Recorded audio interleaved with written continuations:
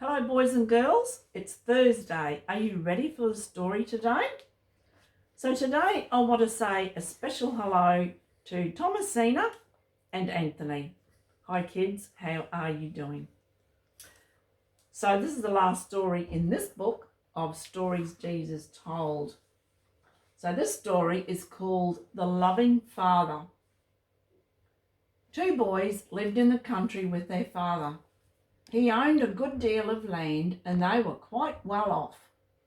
The older son was quite happy, but the younger one could not settle down. At last he said to his father, "All the land and the money you own, someday it will belong to us, won't it?" "Of course, my son. When I die, everything will be divided between you both." "Why?" "I was wondering, father, if I could have my share now." "But why?" asked his father. "I want to travel," the boy burst out. "I want to see the world. It's so dull and dreary here. If you give me the money, then I can go." The father's face was very sad. He said quietly, "Very well, my son, if that is what you wish."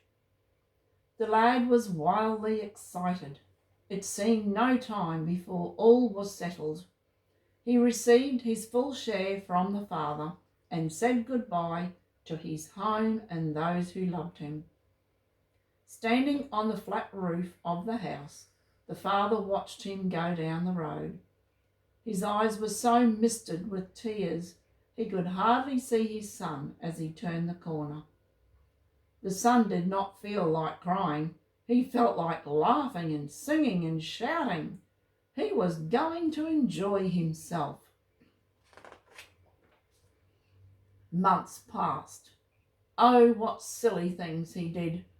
He drank too much. He gambled. He got into bad company. One day he found he had nothing left. Everything had been wasted. To make things worse, there had been a drought in the land. Food was very short and the lad was starving. He must find work. He would do anything. Finally, he did get a job, looking after pigs.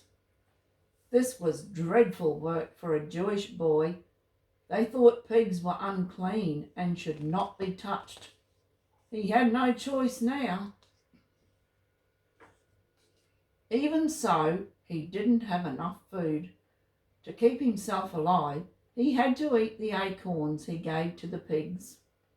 At last he thought, "How stupid I am. My father's servants always have enough to eat. I'll go back. I know I can't go as his son, but I'll say, 'Father, I have done wrong. I'm not worthy to be your son any longer. Make me a servant.'" It was an unhappy journey home. He dragged himself along, tired, ragged, and hungry. For months the old father had gone each day to the roof of his house. He watched the road. If only his son would come back. This day there was no one in sight. He was just turning away when round the bend came a figure. Could it be? Could it? Yes, it was. Down the stairs he ran, calling to his servants. Out along the road, his arms spread wide. The son saw him coming and sank to his knees. "Father, I've done wrong. I'm not worthy to be your son." He got no further. The father caught him up in a great hug and kissed him. Then he called, "Hurry, bring fresh clothes for him. Bring a ring for his finger and shoes for his feet. We'll have a special dinner tonight, a party.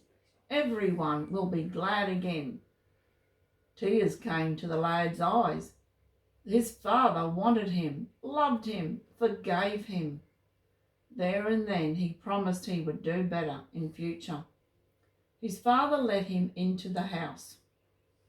"It's only right we should be happy," he said. It's as if my son had been lost, and now he's been found.